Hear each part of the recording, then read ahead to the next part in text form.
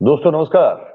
4 PM Gujarat और 4 PM के सभी प्लेटफॉर्म्स पर आप सबका बहुत बहुत स्वागत है। मैं हूं आपका दोस्त मयूर जानी और ये जो 9:15 बजे वाला हमारा कार्यक्रम है, तो इसमें हम आज बात करने जा रहे हैं कुछ ऐसे मुद्दे की जिन पर हमारी नजर जो है तब से है जब से गुजरात विधानसभा चुनाव में जो दूसरे चरण का मतदान हुआ, वहां पे जो अचानक 5 बजे के बाद जो वोट जो थे उसमें जो बढ़ोतरी जो बहुत ही आश्चर्यजनक रूप से बहुत बड़ा अमाउंट परसेंटेज का था, वो जब हमको दिखाई दिया तो हम उसके बाद से इस संभावना पर चर्चा कर रहे हैं। हमने चुनाव से पहले शाम पित्रोड़ा साहब से भी बात की थी और उसके बाद भी हम बालेंद्र वाघेला साहब से बात कर चुके हैं और आज इसी सिलसिले में, क्योंकि देश में भी अब चर्चा होने लगी है ना इस पर मुद्दे पर, ईवीएम को लेकर अब सवाल जो है पूरे देश में खड़े हो रहे हैं।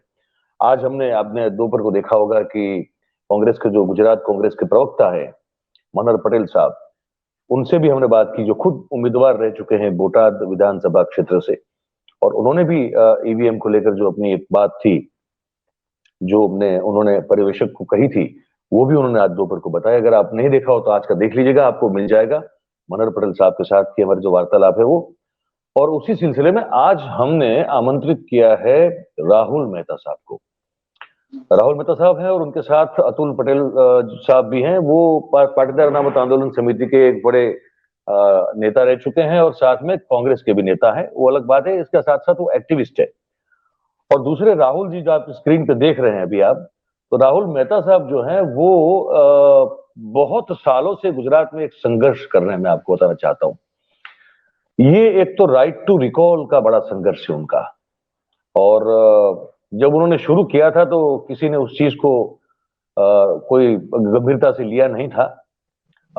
आज भी वो लेकिन फिर भी डटे हुए हैं और पॉलिटिकल बैकग्राउंड से बेसिकली आते हैं राहुल जी। उनके पिताजी बहुत कद्दावर एक जमाने के नेता हुआ करते थे, गुजरात के कैबिनेट मंत्री हुआ करते थे, चिमन मेहता साहब उनके सुपुत्र हैं।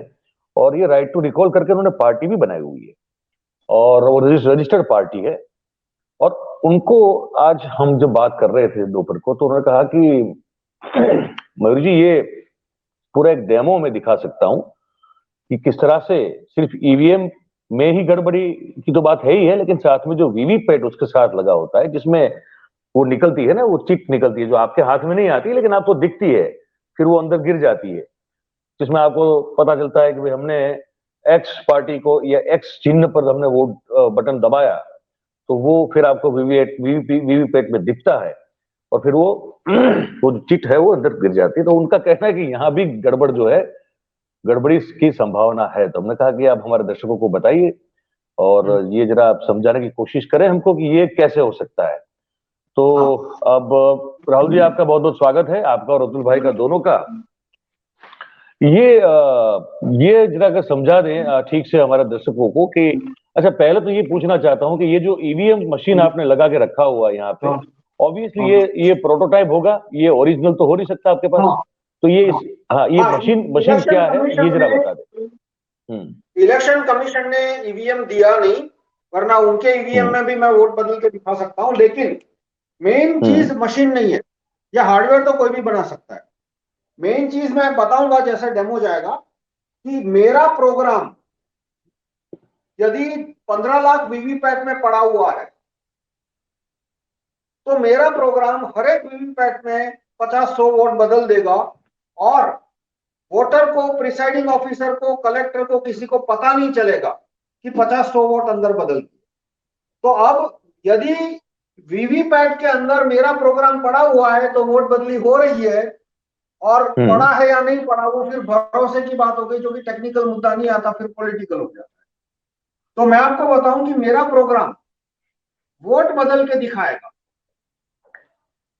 कागज के वोट। इलेक्ट्रॉनिक वोट कैसे बदलते हैं वो तो 2010 में हरिप्रसाद ने सुप्रीम कोर्ट में प्रूव कर दिया था, लेकिन वीवीपैट के अंदर कागज के वोट है तो कैसे बदले जा सकते हैं। मतलब कि मान लो 100 लोगों ने वोट दिया, 50 ने बनाना को, 50 ने एप्पल को, तो कोई वोटर कंप्लेन नहीं करेगा।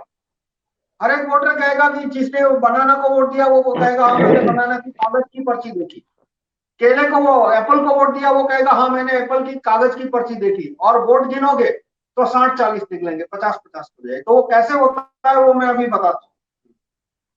तो मान लो 2 वोटर है, मैं और अतुल भाई। तो अतुल भाई पहले आप केले को वोट देना, ध्यान से देखिए, अतुल भाई केले को वोट दे रहे। अतुल भाई अब आप देखिए, आपको कौन सा सिंबल दिख रहा है यहाँ पे? केले का नहीं, हाँ केले का दिखा। ठीक है, लाइट चालू हुई, केले की पर्ची दिखी पहले वोटर को जी। तो अब मैं दूसरा वोटर हूं, मान लो मैं आता हूं, मैं यहाँ वीवीपैट के सामने खड़ा हूं, अभी मैं वोट देता हूं केले को। तो अब देखिए दूसरे वोटर को क्या दिखा, दूसरे वोटर को भी केले की कागज की पर्ची दिखी। जी ठीक तो है। अब मैं आपसे क्वेश्चन पूछूंगा, अभी यहाँ एग्जाम्पल में कितने वोटरों ने वोट दिया? 2 वोटर ने। 2 वोटर ने। पहले वोटर अतुल भाई थे, इन्होंने किसको वोट दिया? केले को दिया। केले को वोट दिया। और मैंने किसको बनाना दिया? केले को दिया। तो और पर्ची हम दोनों ने केले की देखी। तो आप बताइए बिल्कुल। वीवीपैट में से केले एप्पल की कितनी पर्चियां निकलेगी? एक भी नहीं। हाँ, और केले की? 2 निकलनी चाहिए। हाँ, तो देखिए अब क्या है, यहाँ पे एक पर्ची केले की और एक पर्ची एप्पल की। अच्छा, तो मेरे नहीं पर प्रोग्राम ने, देख। हाँ, तो हाँ। मेरे आपके वोटर के सामने ही पर्ची बदल दी और वोटर को पता नहीं चला, किसी ने स्ट्रॉन्ग रूम जाके तोड़ा नहीं है। ठीक है, तो अब मैं दोबारा वो दिखाता हूँ, इस बार ध्यान से देखिएगा। नहीं राहुल भाई, हाथ की सफाई में ये जो जादू है प्रोग्राम का है। मान लो ये प्रोग्राम में 15 लाख वीवीपैट में घर जाके सो जाता हूँ, तो मुझे कोई हाथ सफाई करने की जरूरत नहीं है, मेरा प्रोग्राम ही सफाई कर देगा। मैं दोबारा करता हूँ, पहले राहुल वोटर भाई एक अतुल मिनट, भाई, अतुल भाई राहुल भाई एक मिनट, राहुल भाई एक मिनट रुकिए। हाँ, ये मुझे ये समझाइए कि अभी हमने स्क्रीन पे भी देखा कि दोनों बार जो आपने बनाना पर बटन दबाया, वो जो दिखा ग्लास में, वो भी बनाना ही दिख रहा था ना दोनों बार। तो तो वो वाला बनाना कहाँ गया फिर? मैं बताता हूँ, मैं एक बार फिर से एक बार बता देता हूँ, फिर बाद में मैं लॉजिक भी एक्सप्लेन करूंगा। अतुल भाई आप केले को वोट दीजिए। नहीं इस बार उल्टा कर दो ना आप, इस बार एप्पल को कर दो आप। एक बार आप ये, तो अतुल भाई ने केले को वोट दी।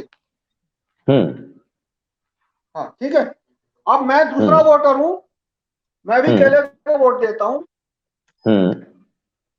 तो मुझे भी केला दिख रहा है। हाँ दिख रहा है बिल्कुल। हाँ, तो अब इसके अंदर 2 केले के बजाय देखिए वोट क्या निकल रहे हैं। ठीक है, तो ये चोरी कैसे हुई और चोरी पकड़ी क्यों नहीं गई वो मैं आपको समझाता हूं कि जून 2017 में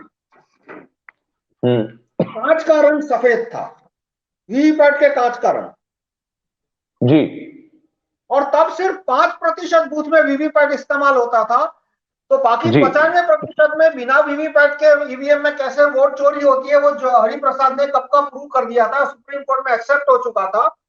लेकिन फिर भी वीवीपैट 5 साल तक लगाया नहीं। 7 साल के बाद जब इलेक्शन कमीशन ने कहा कि हम हर एक बूथ में वीवीपैट लगाएंगे, तो केंद्र सरकार और इलेक्शन कमीशन ने मिलकर जून 2017 में कांच का रंग बदल दिया। ये जो कांच है वो काले रंग का कांच है। आप असली वीवीपैट में जाके देखिए, काले रंग का कांच है, आगे से आईना है, मिरर है, मतलब बाहर से लाइट, सारी लाइट रिफ्लेक्ट हो जाएगी। ये एक्चुअल वीवीपैट का मैंने फोटो लिया था, तो आप देख सकते हो कि यहां मैं खड़ा हूं और ये मेरा कैमरा है, और मैंने कैमरा की लाइट ऑन की तो पूरी लाइट रिफ्लेक्ट हो गई, मेरा कैमरा दिख रहा है इसमें, ये आईना है। और जब अंदर लाइट होती है तभी दिखेगा कि वोटर ने वोट क्या डाला है। तो अब पहले वोट में जब अतुल केले को दे दो, तो इसने केला छापा, लेकिन अभी दिखेगा नहीं, लाइट चालू होगी तब दिखेगा क्योंकि कांच का रंग काला है। तो अब लाइट चालू हुई और दिखा। हाँ, अब इस मशीन को वोट की चोरी करनी थी, इसलिए इसने क्या किया, लाइट बंद कर दी, लेकिन कांच वो कागज है वो काटा नहीं। तो अभी मैंने आपको वीवीपैट खोल के दिखाया, तो आप देख सकते हो कि कांच पड़ा हुआ है, लेकिन देखिए मैं अभी वीवीपैट बंद रखता हूं, तो अब किसी भी पहले वोटर को या दूसरे वोटर को दिखेगा नहीं कि पीछे कागज पहले से पड़ा हुआ है। ठीक है। अब मैं दूसरा वोटर हूं, मैं केले को वोट देता हूँ, हम्म तो इसने क्या किया, इसने सिर्फ लाइट चालू की, लाइट चालू करके अतुल भाई वाला केला अतुल भाई को तो दिखाया था, मुझे भी दिखा दिया। अब लाइट बंद कर दी, अब देखो अंधेरे में क्या कर रहा है। अंधेरे में उसने एप्पल छापा, लेकिन ये एप्पल छापा वो किसी वोटर को अच्छा। दिखेगा नहीं, क्योंकि वोटर को, कलेक्टर को, प्रिसाइडिंग ऑफिसर को, किसी को दिखेगा नहीं, क्योंकि कांच का रंग काला है। ठीक है। तो अब मैं दोबारा पूरा डेमोन्स्ट्रेशन दोबारा देता हूँ कि पहला वोटर अच्छा, आया। इसको उल्टा कर सकते हैं क्या? अभी फॉर एग्जांपल जैसे एप्पल की जगह, ये बनाना की जगह एप्पल कर सकते हैं अभी? आप अगर पता नहीं है, मैं पूछ रहा हूँ आपको। इसमें मैं आपको बताऊं, इसमें मैंने जी। लॉजिक रखा है कि दूसरों के वोट चोरी करके एप्पल को दो, तो आप एप्पल को अच्छा, वोट दोगे तो वो अच्छा चोरी नहीं करेगा, एप्पल के बाद एप्पल छापता जाएगा। अच्छा अच्छा। लेकिन मान लो हम ठीक है। तरबूज को वोट देते हैं, चलो अतुल भाई तरबूज को वोट देते हैं। ये खरबूज है, हाँ ठीक है। हाँ, तो थोड़ा थोड़ा थोड़ा क्लोज लीजिएगा, थोड़ा क्लोज लीजिएगा, जो आपने अभी बटन दबाया था उस पर थोड़ा क्लोज जाइएगा। अब वो हाँ, ठीक है, तो अतुल भाई को तरबूज दिखा दिया। इससे करेंगे। जी ठीक है। हाँ, ठीक है। अब मैं तरबूज को वोट दे रहा हूँ, क्लोजली देखिए, मैं तरबूज को वोट दे रहा हूँ, हाँ तो मुझे भी तरबूज ठीक है। दिखाया। हाँ आपको दिखा, बिल्कुल हमको भी दिखा। दूसरे वोट, ठीक है। हाँ, तो इसमें से दो तरबूज के वोट निकलने चाहिए, ठीक है। हाँ निकलने लेकिन चाहिए। देखिए क्या वोट निकलते हैं, एक एप्पल का और एक तरबूज का। एक तरबूज का। हाँ, तो ठीक है। इसमें जब अब मान लो, कुछ और भी कुछ चीज निकल रही है अभी? कुछ निकल रहा है क्या? प्रिंट हो रहा है कुछ वहां पे भी? इसमें इसमें देखो, प्रोग्राम को बोला गया है कि दूसरों के वोट चोरी करके एप्पल को दो, अच्छा। इसलिए ये एप्पल को वोट दोगे, मैं चार वोट एप्पल को दूंगा, तो चारों चार एप्पल को निकलेंगे, क्योंकि एप्पल के वोट तो चोरी करने नहीं है इसको। ठीक है। हाँ, ठीक है। तो लेकिन जैसे ही अब मान लो केले के बाद तरबूज आता, तो वोट की चोरी नहीं होती, लेकिन केले के बाद तरबूज आता है और बाद में फिर से किसी ने तरबूज को वोट दिया, तो वोट की चोरी हो जाएगी। मैं दिखाता हूं फिर से, अतुल भाई आप केले को वोट देना, केले को। हाँ, ये केला। हाँ, तो अभी केला इसने प्रिंट करके दिखाया।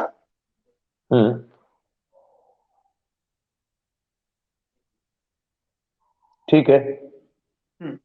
अब तरबूज को वोट दे रहा हूं, जरा क्लोजअप लीजिएगा। ठीक है। हाँ, तरबूज को वोट दे रहा हूं मैं। जी जी। तो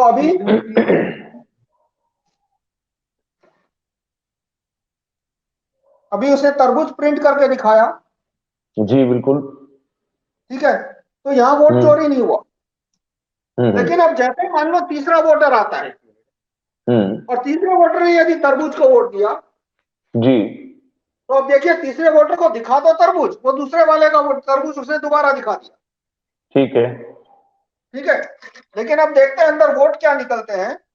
जी, तो आप देखिए वोट क्या निकला, एक केला और दो तरबूज निकलने चाहिए थे, उसके बजाय एक केला, एक तरबूज और एक एप्पल, यानी एक तरबूज का वोट चोरी होकर एप्पल में चला गया।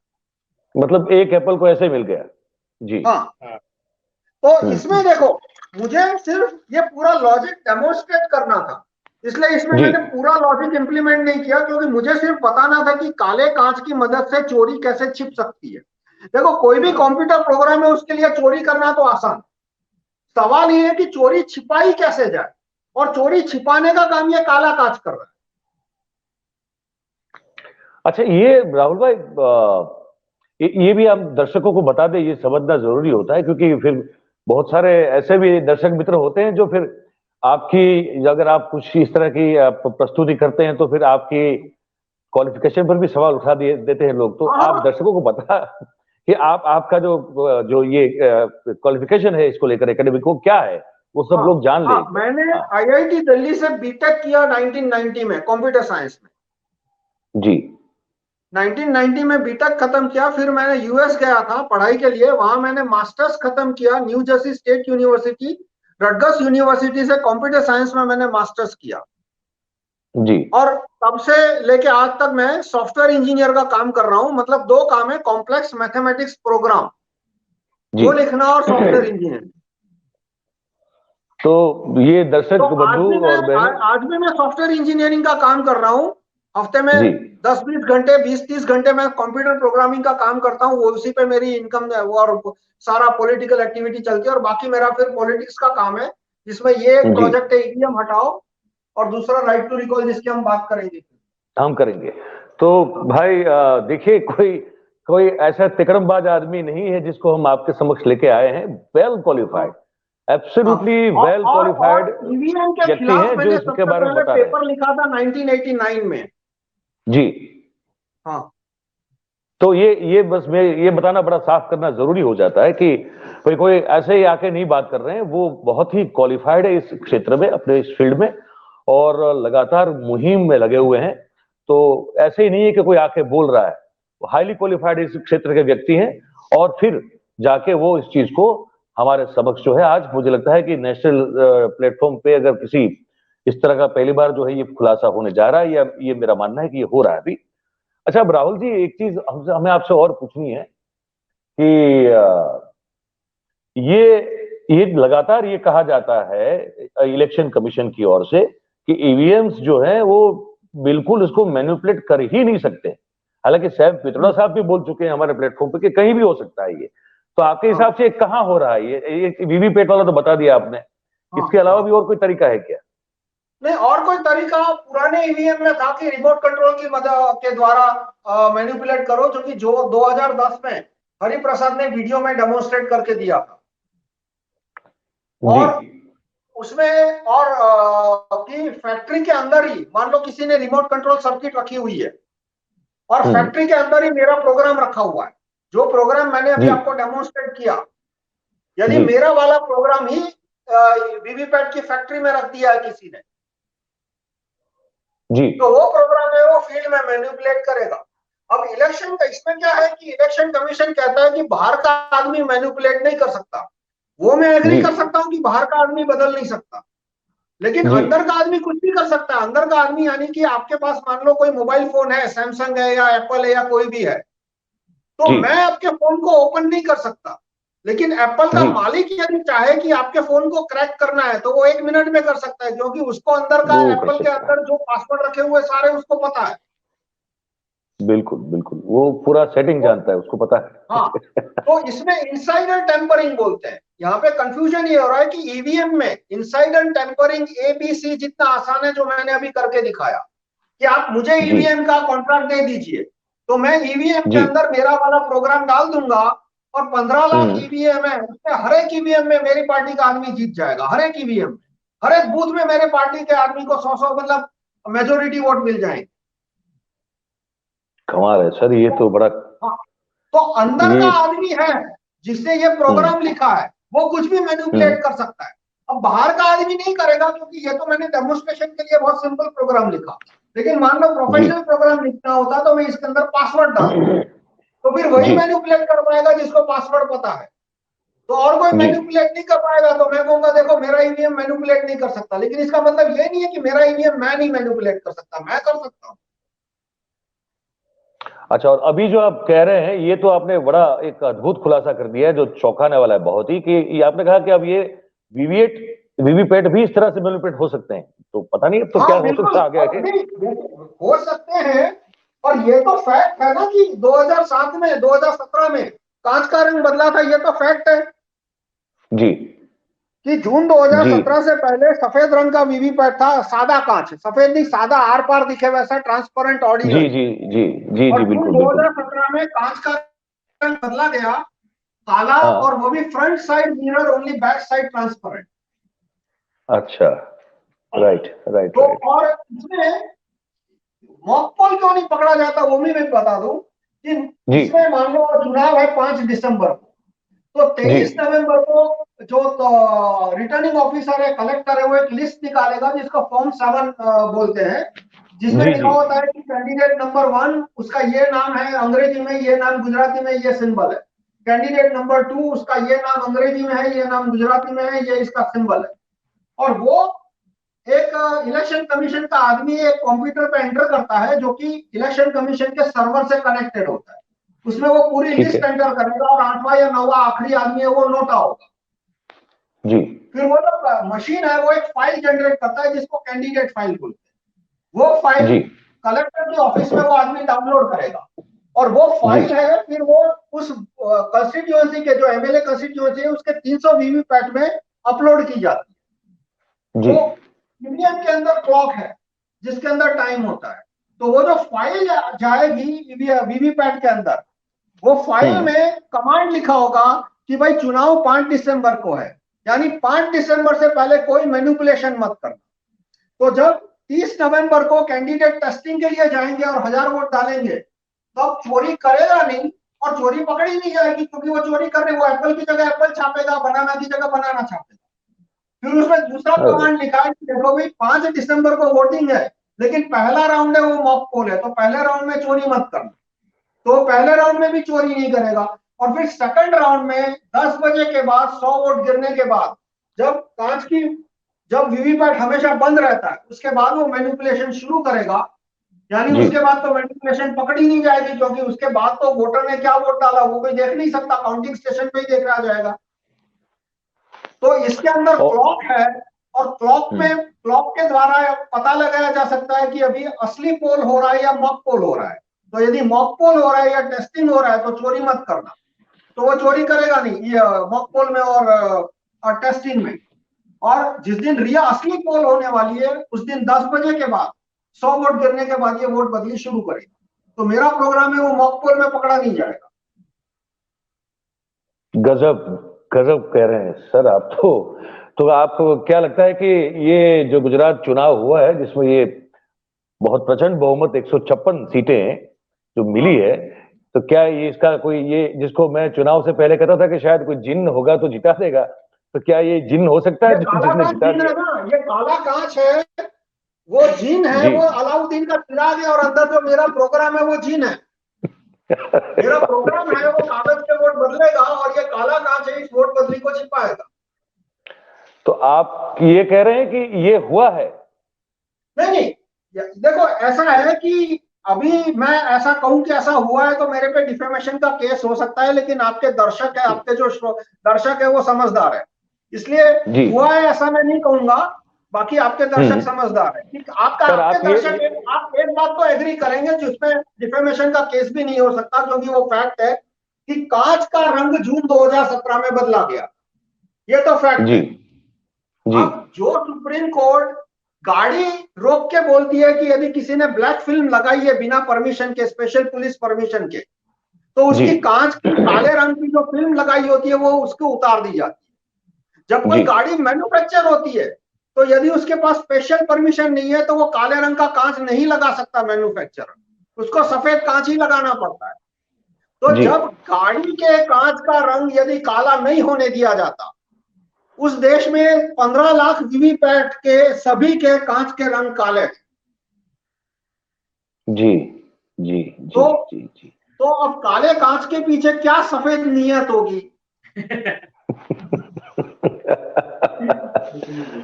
अब मैं बोलूंगा तो डिफेमेशन का केस हो सकता है, लेकिन जो सवाल पूछा उससे समझ सकता है ना आदमी। जब मैं पूछता हूँ कि क्या काले कांच के पीछे सफेद नियत हो सकती है, यदि मैं इसका जवाब दूंगा तो मेरे पे डिफेमेशन का केस हो सकता है।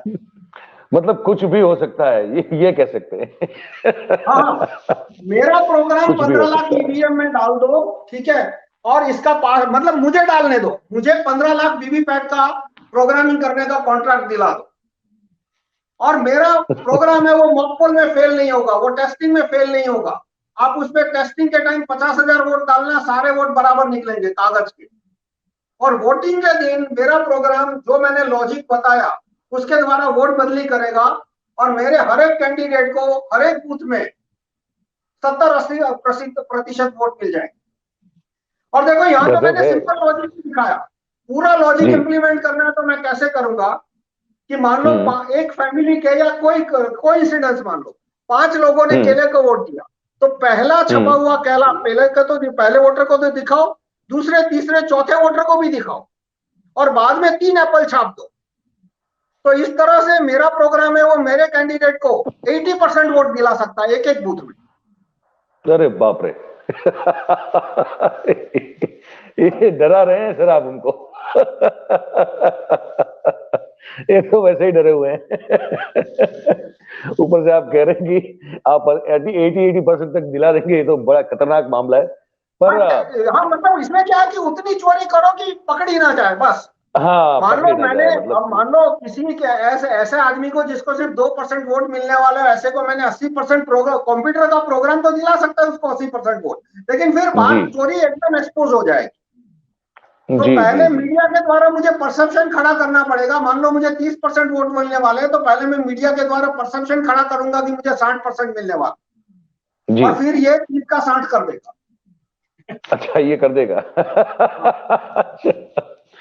तो आपके हिसाब से राहुल भाई, आप तो बहुत, जैसे आप बाहर पढ़े भी हैं, आपने बाहर काम भी किया है, और काफी आप जागरूक नागरिक के तौर पर बहुत कुछ एक्टिविटीज कर रहे हैं, उस पर भी बात करेंगे।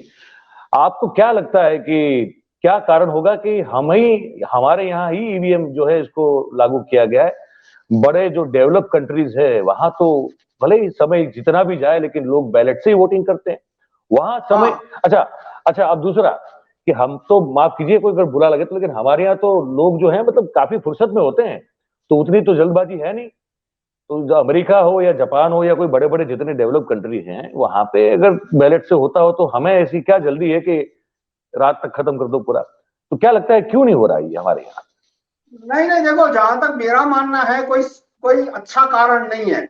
और मैं कारण कहूंगा तो फिर वही डिफेमेशन का आ जाएगा, लेकिन ईवीएम लाने के पीछे कोई अच्छी नीयत है ही नहीं।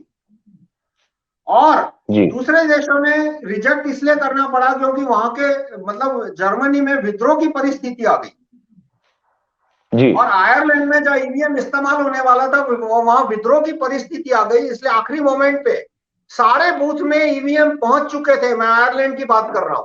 तो जी आयरलैंड में जब चुनाव होने वाले थे, ये मैं बात कर रहा हूँ 1994 के आसपास की, तो वहां जी। हर एक बूथ में ईवीएम पहुंच चुके थे, ट्रेनिंग हो चुकी थी, उसके पहले एक टेस्टिंग का राउंड हो चुका था, और इस विद्रोह की परिस्थिति ऐसी खड़ी हो गई कि चुनाव के एक हफ्ते पहले सारे के सारे ईवीएम स्क्रैप करने पड़े।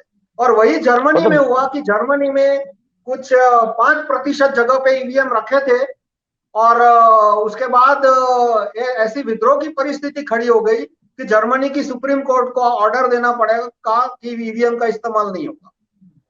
मतलब यहाँ वहां जनता ने उस स्थिति हाँ खड़ी कर दी, हाँ हाँ। पब्लिक ने, और वो वोटर्स ने। जो वो जर्मनी में जो हुआ और आयरलैंड में हुआ, उसकी वजह से फ्रांस की, इंग्लैंड की, स्पेन की, बाकी देशों की हिम्मत ही नहीं हुई कि वो ईवीएम डाले।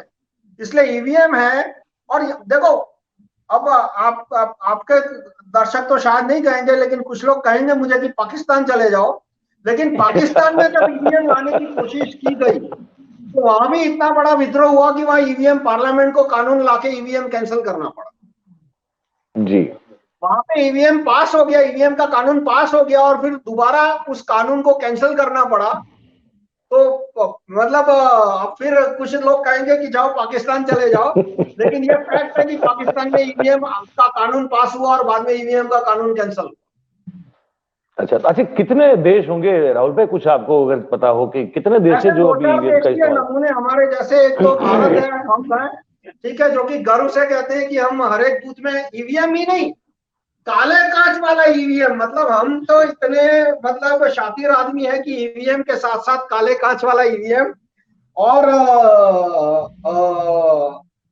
दूसरा कि एक ब्राजील है, और ऐसे तीन चार दो देश हैं। और एक देश जो कि हमसे ईवीएम खरीदने वाला था, लेकिन जो हमारे न- वीडियो वहां पे पहुंचे उसमें ज्यादा श्रेय जाता है हरिप्रसाद जी को। वैसे हरिप्रसाद जी के वीडियो में भी आखिर में मेरा नाम आता है, वो जो को कंट्रीब्यूटर, पर 99% क्रेडिट उनको ही जानी चाहिए। तो हरिप्रसाद का वीडियो वहां पे इतना वायरल हो गया कि उस कंट्री ने इलेक्शन कमीशन को जो ऑर्डर दिया था वो कैंसिल कर दिया। ये नाइजीरिया है शायद, नाइजीरिया था या कौन सा था, नाइजीरिया था क्या बोत्सवाना या ये? ऐसा कोई कंट्री है, बोत्सवाना बोत्सवाना, या बोत्सवाना, कोई दूसरा देश। बोत्सवाना, हाँ बोत्सवाना, हाँ हाँ। हाँ। ईस्ट अफ्रीकन तो वहां कोस्ट पे वाला बोत्सवाना, ईवीएम हाँ हाँ। इस्तेमाल करने वाले थे, और इलेक्शन कमीशन ही उनको प्रोवाइड करने वाला था, मतलब सॉरी, बेल और ईपीआईएल, इलेक्शन कमीशन यानी हम्म। बेल ईपीआईएल उनको मैन्युफैक्चर करके देने वाली थी, और वहां पे फिर ईवीएम कैंसिल हो गया। जी जी जी।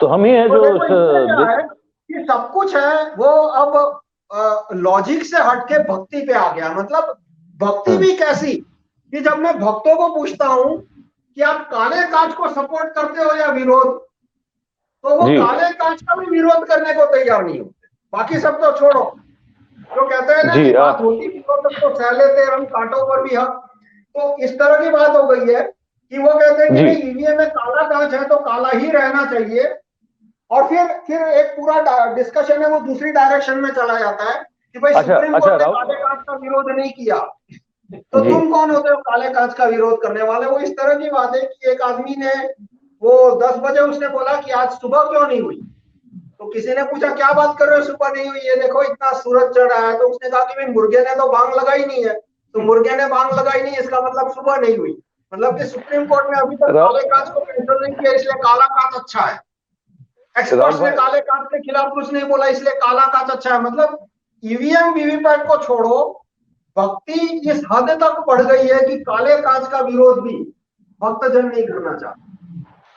राहुल भाई, एक हमारा टॉपिक अभी बाकी रहा है, वो है राइट टू रिकॉल वाला। हाँ ठीक है, हाँ वो आज नहीं कर पाएंगे, लेकिन क्योंकि अब वो एक हाँ लाइव भी शुरू होना है तो हमको आज यहाँ खत्म करना पड़ेगा, लेकिन हम लोग बात हाँ करते रहेंगे उस टॉपिक पर भी। हम कल मोस्टली कल ही बात करेंगे, कल रात को इस हाँ तरह राइट टू रिकॉल वाला मुद्दा जो है उस पर भी हम बिल्कुल बात करेंगे। और आपका और अतुल भाई का बहुत बहुत धन्यवाद, आपने कुछ चौंकाने वाला तथ्य जो है हमारे दर्शकों के सामने रखा हुआ है, तो ये आप ऐसे आपसे बात करते रहेंगे। आपका बहुत बहुत धन्यवाद। तो दोस्तों, ये राहुल मेहता साहब थे, हाईली क्वालिफाइड टेक्निकल कंप्यूटर और इलेक्ट्रॉनिक्स के फील्ड के व्यक्ति और एक्टिविस्ट हैं। अब ये जो इन्होंने आज जो बताया है, इसको आप जरा देखिए, सोचिए, थोड़ा विचार भी कीजिए। जैसे बात हो रही थी कि कुछ भी हो सकता है, ये भी हो सकता है। तो चलिए, अपना ध्यान रखिए और फिर कल मिलते हैं। शुभ रात्रि, नमस्कार।